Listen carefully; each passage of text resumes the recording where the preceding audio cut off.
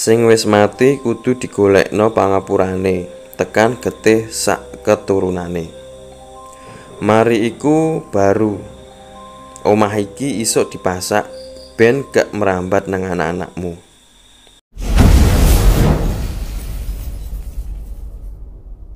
Assalamualaikum warahmatullahi wabarakatuh. Jumpa lagi dengan saya, Dias, di channel Studio Horor, podcastnya Cerita Horor. Pada kesempatan video kali ini, saya akan meneruskan cerita dari Simple Man tentang pesugihan ngunduh arto. Sebelum memasuki ke cerita, jangan lupa subscribe, nyalakan lonceng notifikasi, dan share video ini ke teman-teman kalian. Seperti apa ceritanya? Mari kita simak sama-sama.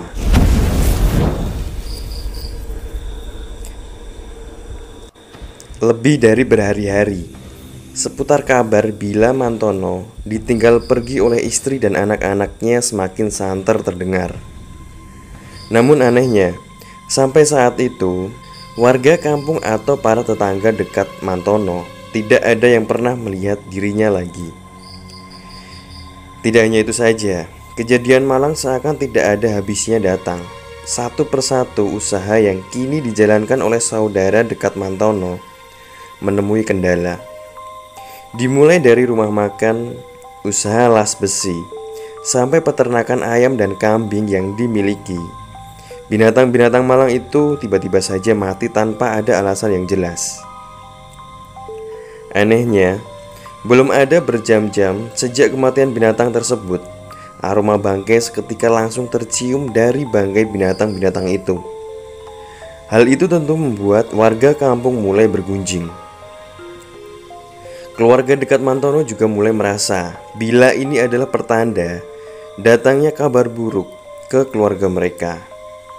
Saudara-saudara dekat Mantono yang dulu abai dengan dirinya, namun tiba-tiba peduli ketika Mantono mendadak menjadi orang yang kaya raya, mulai merasa ketakutan. Ketakutan kalau nanti harus kehilangan sumber uang dari Mantono. Mereka sama sekali tidak berpikir dari mana datangnya semua harta itu. Mbah Nuh, seorang laki-laki tua, salah satu dari saudara kandung istrinya, lalu datang menemuinya. Ia membujuk wanita itu agar mau pulang. Di sana, ia menceritakan tentang keadaan rumah Mantono yang kini terlihat jauh lebih mencekam. Rumah berlantai 3 itu seperti sarang setan. Karena baru menginjakan kaki di lantainya, hembusan angin seperti menyapu tubuhnya, membuat sekujur badan laki-laki tua itu gemetar. Tak hanya itu saja, Mbah Nuh tidak pernah lagi melihat Mantono keluar dan menampakkan dirinya di dalam rumah itu. Menurut kesaksian Mbah Nuh, sebenarnya beliau sudah pernah mencoba untuk mengetuk pintu kamar Mantono. Namun ada sesuatu yang janggal terjadi. Dari dalam kamar Mantono, seperti terdengar ramai suara orang yang sedang tertawa, diiringi suara-suara gending-gendang serta tabuhan gamelan. Seolah-olah di dalam kamar Mantono yang tidak seberapa luas itu sedang diadakan sebuah pesta rakyat yang begitu meriah. Mbah Nuh sebenarnya sempat tergiur untuk membuka pintu kayu itu agar dirinya bisa melihat apa yang sebenarnya sedang terjadi. Namun belum juga membuka pintu, dari seberang ruang dapur tiba-tiba terlihat wajah adik kandungnya yang sedang berdiri menatap kosong. Tahu itu bukan adik kandungnya, ia memilih untuk pergi. Benar saja, baru berjalan beberapa langkah, sosok adiknya kini didampingi 2 anak laki-laki. Ia berdiri tepat di depan wanita itu. Hanya saja, tubuh mereka terlihat pucat, seperti sudah lama terendam di dalam air. Istri Mantono lalu menceritakan perihal apa yang Mantono lakukan, dan laki-laki tua itu hanya bisa diam sembari tak percaya dengan apa yang baru saja dirinya dengar. Namun adiknya tidak pernah berbohong kepadanya. Maka hari itu juga beliau masih membujuk agar wanita itu pulang. Mbah Nuh berjanji akan menemani adiknya untuk mencari tahu apa yang sebenarnya sedang terjadi dengan Mantono. Malam itu, setelah menitipkan anak-anaknya ke kerabat dekatnya yang lain, mereka bergegas menuju ke rumah, tempat di mana semua ini dimulai. Benar saja, baru saja membuka pintu, mereka disambut suara langkah kaki dari anak-anak kecil yang sedang menapaki anak tangga. Tidak hanya itu saja, dari bagian dalam rumah tercium aroma bangkai dari binatang. Aroma sama yang pernah istri Mantono cium ketika mengikuti dirinya. Istri Mantono terus menyusuri lantai rumah yang semakin lama terasa semakin dingin. Diikuti Mbah Nuh yang berjalan di belakang, sampailah mereka di depan pintu kamar Mantono, tempat di mana ia benar-benar mendengar kending dan ketukan gamelan terdengar dari dalam kamar. Beliau menyentuh handle pintu, memutarnya perlahan, lalu mendorong pintu kayu. Sebelum istri Mantono menyadari sesuatu yang janggal dengan sosok Mbah Nuh. Di atas bibir laki-laki itu, istri Mantono tidak menemukan aci-aci yang pada umumnya dimiliki oleh manusia normal. Yang terjadi selanjutnya adalah istri Mantono terperanjat mundur sebelum ia melihat ke arah suaminya, Mantono, yang selama ini lenyap berhari-hari sedang dalam posisi tengkurap di atas tikar kamar. Disitulah fakta mengenai keadaan suaminya terlihat di depan matanya. Tubuh Mantono terbujur dengan tulang belakang menonjol keluar. Rambut Mantono yang dulu panjang rontok sampai menyisakan batok kepala, dengan wajah yang hanya bisa melihat ke arah bawah. Dari anusnya, Mantono terus-menerus mengeluarkan darah sampai lantai keramik itu dipenuhi genangan. Seperti istri pada umumnya, yang menyaksikan suaminya sendiri dalam kondisi mengenaskan seperti itu, ia hanya bisa diam sebelum badannya menghantam lantai karena kedua kakinya tidak sanggup lagi menahan beban. Setelah melihat pemandangan mengerikan seperti itu, saat itulah istri Mantono baru saja menyadari, rupanya sejak tadi Mantono sedang mencoba berkomunikasi dengan dirinya. Ia berusaha merangkak mendekati dirinya, namun gerakannya janggal seakan tubuhnya kesulitan untuk bergerak. Mantono berusaha mengatakan sesuatu kepadanya. Tidak punya pilihan lain, wanita itu lalu mendekati Mantono, mencoba bertanya apa yang sedang coba dia sampaikan. Ketika Mantono membuka mulutnya, ia tahu keadaan suaminya lebih tragis dari apa yang dia bayangkan. Lidahnya membusuk dengan gigi tergemelatak di sana-sini. Mantono hanya dapat bersuara dengan parau seperti suara daras burung hantu. Kulitnya pucat mati, seperti selama ini ditenggelamkan di dalam air. Di tengah kegilaan yang menimpa mereka, saat itulah wanita itu lalu menyadari kalau rupanya sejak tadi Mantono hanya ingin mati. Semalaman, berbekal kursi yang istri Mantono dorong ke dalam kamar, ia hanya duduk, melihat tubuh suaminya mengejang dan terus mengeluarkan darah dari lubang anusnya. Ia sudah meminta tolong saudara-saudaranya untuk menjemput seseorang. Ia tahu bagaimana semua ini harus diakhiri. Ramai warga yang datang pada hari itu, tapi hanya segelintir orang yang boleh masuk ke dalam rumah. Mereka yang tahu tidak boleh menceritakan perihal keadaan Mantono. Seseorang yang datang pun hanya dapat duduk menutupi tubuh Mantono yang masih hidup dengan selembar kain.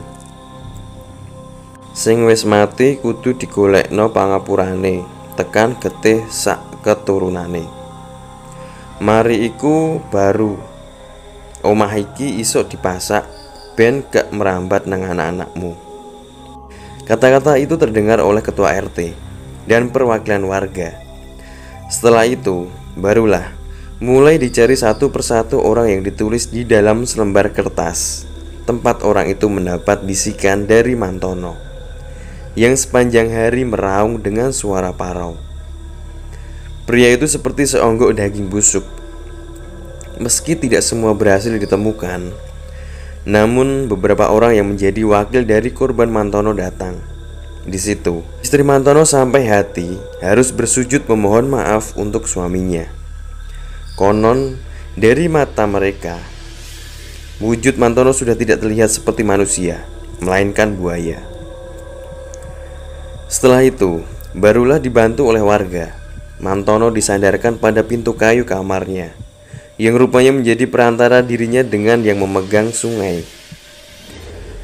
Berbekal pasak dari batang bambu yang dibuat setajam pisau bagai pasak, benda itu menancap pada daging tubuh Mantono.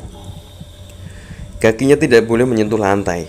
Sementara dari lubang anus Mantono tak lagi mengalirkan darah. Selama 2 hari 2 malam, pintu kayu ditutup.